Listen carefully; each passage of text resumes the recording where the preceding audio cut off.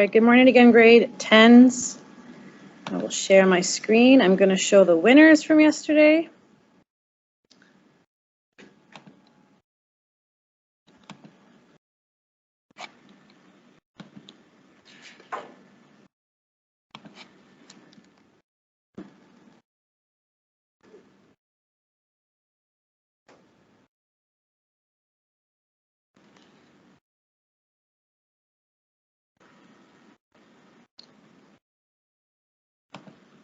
All right. So here are the winners from yesterday. So those were the fastest 10 students with a score of 10 or higher for our multiple choice questions. So you can come claim your prize when your teacher thinks it's appropriate for you. Don't miss a lesson. I'm in room 213, so you can come after this presentation during period 1 when your teacher allows you to. And I'm always worried I'm never presenting properly, but I think I'm good, right? You guys can see me? Yeah, it looks good, Ms. Orlando. Thank you. Okay. Sorry, guys. Thursday, you know. Okay, so today we're looking at open response questions. These are more commonly known as short answer questions. Again, they're questions that you do in all of your classes. They're called different things. So again, teachers, if you want to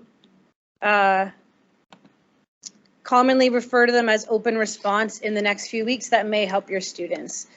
So an open response is a one short paragraph answer in response to a question, and you will be asked to use support from the text in your answer. So if we use the same reading as yesterday on the multiple choice, this selection also has a short answer that goes with it, and I've put it up on the board. The question is, explain how Bayou is a supportive granddaughter. Use specific details from the selection to support your answer. So they're not asking your personal opinion on her as a granddaughter. They're not asking for you to weigh in on why you should be a supportive granddaughter. They are looking for an answer with a supporting details from the selection. And you are welcome to use quotations. You don't have to paraphrase everything in your own words. Just as always, use quotation marks and cite what paragraph it comes from. So as always, quick tips, read the question carefully, always use part of the question in your answer, the same you would do for any other class. Find specific details. I'm going to recommend 2 specific details. That way you have a better chance of nailing the question if one of your details isn't quite specific enough perhaps. And try and get you close to as 100 words as possible. I wanted to mention that while your multiple choice questions are going to be marked automatically, the writing task, so this is the shorter one, so this writing task and your opinion piece are going to be marked by a trained EQAO educator. And when they're marking the open response, they're marking you on a scale of codes, code 10, 20, 30.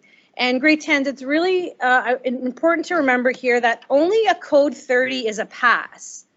And so if you score a 10 or a 20, that doesn't mean you failed the test. It just means you didn't score high enough on this section. And even though you may have scored fairly well in the multiple choice questions, this will lower your overall mark. So there is one open response and one opinion piece. So we want to make sure we spend a little bit of extra time making sure we've hit the criteria.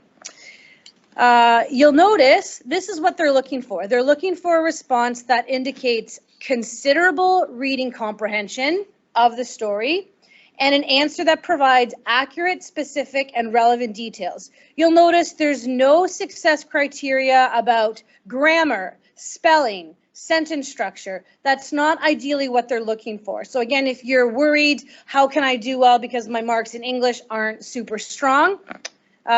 If we use the criteria to build an answer, we can be successful regardless of those other elements. So I'm going to show you 2 examples. The first one is a code 20. So this is unfortunately a fail for this student. And if you look at it, it's properly written. They've used all the space provided. They have full sentences, and yet it's a fail.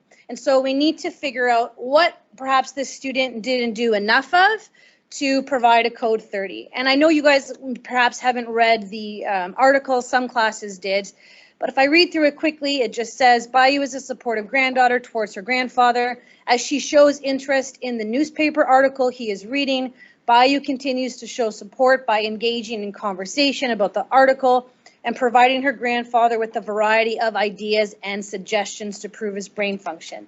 So even though this article or this response talks about why she's a supportive granddaughter, the ideas are vague. What article are they reading? What suggestions does she give him? How does she show support? What are they talking about? So by adding in some specific details, this answer can go from a code 20 to a code 30, which is this student's response. And if I scan through quickly, you'll notice that they're adding in specific details that are relevant to this article. She offers advice on brushing up on his Cantonese. She encourages him to walk in the Chinese Senior Center. She encourages him to engage in physical activity. So they're adding in those details that's making it a stronger answer than code 20. So this is what we're striving for, a code 30. And as I mentioned, your marker is going to be looking for, do you understand what you've read? And can you put an answer together that has ideas that are accurate, specific, and relevant? Okay. So here in Corpus, as you know, in English, and I believe in history, maybe the history teachers can help me out on this one. If you were to produce some sort of essay structure or proper paragraph format, you're probably using a PPC, a point proof comment.